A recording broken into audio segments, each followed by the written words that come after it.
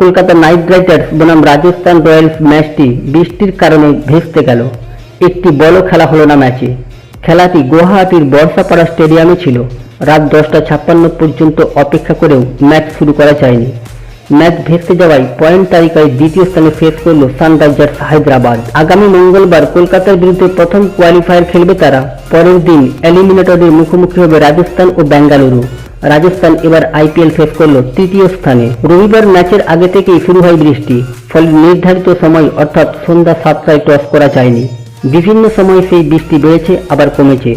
রাত 10:07 নাগাদ বৃষ্টি পুরোপুরি থামে, কিন্তু তখনও আউটফিট ভিজে থাকায় খেলা শুরু করার ঝুঁকি নিতে চায়নি আম্পায়াররা। রাত্রি 10:25 নাগাদ মাঠ পরীক্ষা করে দেখেন তারা। সন্তুষ্ট হবার পরই হয় টস, আর সেই টসে জেতেন কেকেআর অধিনায়ক শ্রেয়স আইয়ার। সঙ্গে সঙ্গে তিনি বল করার সিদ্ধান্ত নেন।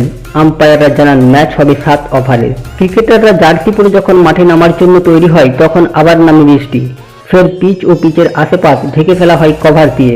সেই বৃষ্টির তেজ এতটাই বেশি ছিল যে বোঝাই গিয়েছিল ম্যাচের পরিণতি কি হতে চলেছে। অন্তত 5 ওভারের খেলা শুরু করার শেষ সময় ছিল রাত্রি 10:56। তার মধ্যে খেলা শুরু করতে না পারায় ম্যাচ বাতিল করার সিদ্ধান্ত নেয় আম্পায়াররা।